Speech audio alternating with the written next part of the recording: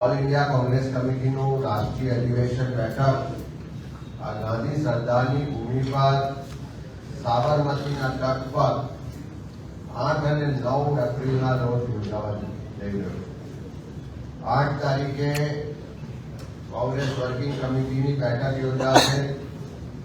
9 तारीखे समग्र देशना अलग अलग राज्यों में आवनार लगभग 2000 करता वधारे एआईसीसी डेलिगेटोनी उपस्थिति में आ राष्ट्रीय अधिवेशन की बैठक थवा जई रही है। અને એવા સમયે બેઠક ગુજરાતમાં આ ગાંધી સરદારની ભૂમિ પર થઈ રહી છે કે જ્યારે લોખંડી પુરુષ ગુજરાતના પનોતા પુત્ર સરદાર સાહેબની 150મી જન્મજયંતિની ઉજવણી થઈ રહી છે। સાથે સાથે મહાત્મા ગાંધી કે આપણું ગૌરવ રાષ્ટ્રપિતા એમને કોંગ્રેસ અધ્યક્ષ બન્યાના 100 વર્ષની પણ ઉજવણી થઈ। અને એવા સમયે ગુજરાતમાં અધિવેશન યોજાય છે કે જ્યારે ગુજરાતની પ્રજા પર આવનારા સમય માટે કોંગ્રેસ અમારા માટે શું કરવા માંગે છે। આ સાંપ્રત પરિસ્થિતિમાં જે અન્યાય અત્યાચારનો ભોગ ગુજરાતની સામાન્ય જનતા બની રહી છે, જે કોંગ્રેસનો વિચાર હતો, કોંગ્રેસનો કાર્યક્રમ હતો કે સત્તાનું વિકેન્દ્રીકરણ થાય, જે ગાંધીજીનો વિચાર હતો કે અંત્યોદયથી સર્વોદય થાય, એ વિચારોથી ઉલટું શાસન ચાલી રહ્યું છે, સત્તાનું કેન્દ્રીકરણ થઈ રહ્યું છે। અંત્યોદયને બદલે મુઠ્ઠી પર મૂડીપતિઓના હાથમાં તમામ સત્તા અને સંપત્તિઓ જઈ રહી છે। એવા સમયમાં જ્યારે ગુજરાતમાં અધિવેશન મળે છે ત્યારે ગુજરાત કોંગ્રેસના કાર્યકરો એની તૈયારીમાં ઉત્સાહિત થઈને બધા જ કામે લાગ્યા છે, પણ સાથે સાથે ગુજરાત કોંગ્રેસના તમામ કાર્યકરો આગેવાનો જે કોંગ્રેસ હાઈકમાન્ડે આ અધિવેશનની થીમ નક્કી કરી છે, ન્યાય પર સંકલ્પ, સમર્પણ અને સંઘર્ષ, તો આવનારા દિવસોમાં છેલ્લા 3 દાયકાના ભારતીય જનતા પાર્ટીના શાસન પછી આજે જે ગુજરાતની પ્રજા સહન કરી રહી છે, ગુજરાતનો યુવાન મોંઘું શિક્ષણ લીધા પછી રોજગાર માટે દળદર ભટકી રહ્યો છે, કોન્ટ્રાક્ટ આઉટસોર્સિંગ અને ફિક્સ પગારના નામે એનું શોષણ થઈ રહ્યું છે। આપણે રોજ જોઈએ છીએ કે સમાન કામ સમાન વેતનના અધિકાર માટેના આંદોલનો અને સંઘર્ષ ચાલી રહ્યા છે। ત્યારે આ અધિવેશનના મંચ પરથી ગુજરાતના યુવાનોને કાયમી રોજગાર મળે, સમાન કામ સમાન વેતનનો અધિકાર મળે, કોન્ટ્રાક્ટ પ્રથા, આઉટસોર્સિંગ પ્રથા નાબૂદ થાય, એ વાતને પણ મૂકવામાં આવશે। સાથે સાથે ગુજરાતીઓના જીન્સમાં, લોહીમાં વેપાર અને વાણિજ્ય રહેલું છે, અને વેપાર વાણિજ્યની સાથે સાથે ગુજરાતના એ ડાયમંડ ઇન્ડસ્ટ્રી હોય, ટેક્સટાઇલ ઇન્ડસ્ટ્રી હોય, સિરામિક ઇન્ડસ્ટ્રી હોય, આપણા અનેક એવા ઉદ્યોગો છે કે જેના કારણે આખા વિશ્વમાં ગુજરાતનું નામ છે। આજે એવા તમામ ઉદ્યોગો, એ હીરા ઉદ્યોગના રત્ન કલાકારો આજે આત્મહત્યા કરવા માટે મજબૂર છે।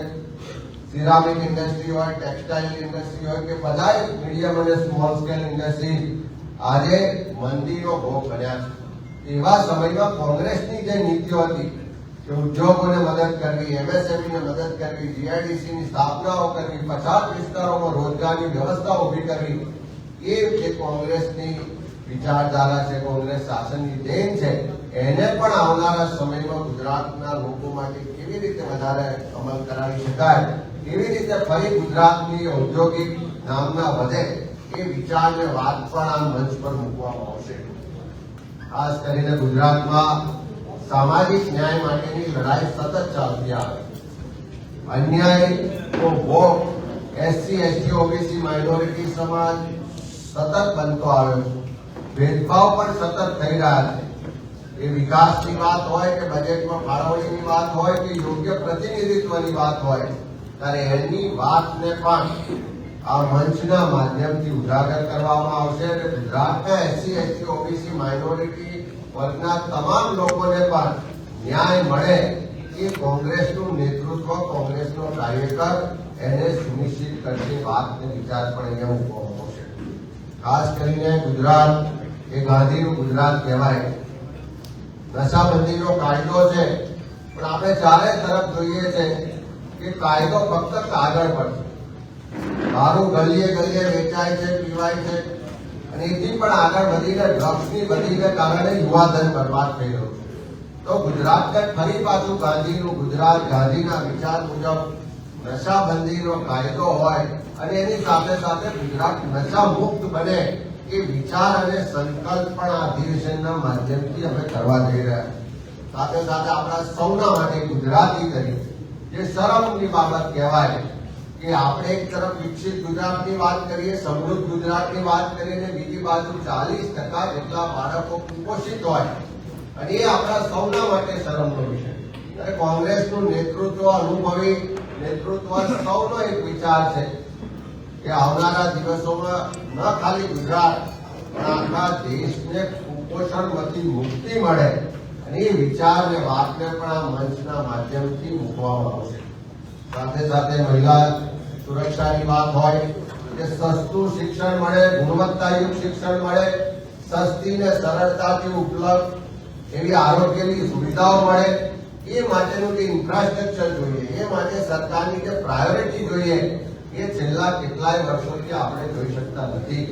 તારા મંચ પરથી ગુજરાતના લોકોને, આવનારી પેઢીને સસ્તું ગુણવત્તાયુક્ત શિક્ષણ મળે, દરેક ગરીબ સામાન્ય મધ્યમ વર્ગના લોકોને સારી ને સરળતાથી ઉપલબ્ધ સસ્તી આરોગ્યની સેવાઓ મળે, એ વાતને વિચારે કાર્યક્રમને પણ મૂકવામાં આવશે. સાથે સાથે આપણે બધા જોઈએ છે કે અત્યારે ઠેર ઠેર ડિમોલેશન થઈ રહ્યા છે. ગરીબ સામાન્ય મધ્યમ વર્ગના માણસો જે 2-3 પેઢીઓથી ત્યાં વસવાટ કરે છે, એના ઘરો પર બુલડોઝર ચલાવવામાં આવી રહ્યા છે. અને એમાં પણ ખાસ કરીને ગરીબ વર્ગના SC, ST, OBC, માઇનોરિટી વર્ગના લોકોના ઘરો પર જ બુલડોઝર ચાલે. કોઈ ઉદ્યોગપતિઓ, પૈસાદારના ઘર પર બુલડોઝર નથી ચાલતું. ત્યારે વૈકલ્પિક વ્યવસ્થા વગર કોઈનું ઘર પર બુલડોઝર ચલાવો, હું માનું છું કે કોઈ પણ સંજોગોમાં ના ચાલે. એટલા જ માટે ગુજરાતના ગરીબ વર્ગના લોકોની જે લાગણી છે કે તમે બુલડોઝર ચલાવો છો, પણ ઘરનું જે અમારું સ્વપ્ન છે એ સરકાર પૂરું નથી કરતી. તો આવનારા દિવસોમાં કોંગ્રેસના શાસનમાં દરેકને ઘરનું ઘર મળે એ વિચાર માટેના કાર્યક્રમો પણ આ અધિવેશનના માધ્યમથી લાવવા માટેની ચર્ચા થશે.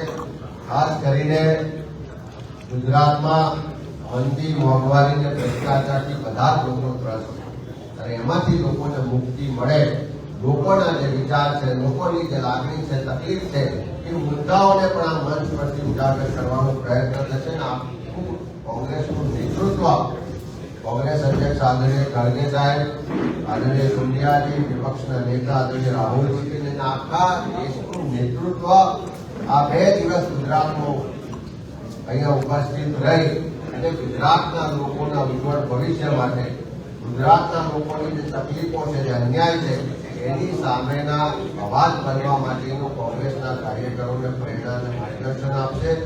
આ ગુજરાતની સ્થાપનાથી આજ દિન સુધી ગુજરાતમાં જે પણ શૈક્ષણિક સંસ્થાનો બન્યા, જે પણ આરોગ્ય માટેના ઇન્ફ્રાસ્ટ્રક્ચર બન્યા, જે પણ સિંચાઈ માટેની સુવિધાઓ બની, એ બધાના પાયામાં કોંગ્રેસ શાસન, કોંગ્રેસની વિચારધારાનું યોગદાન રહ્યું છે.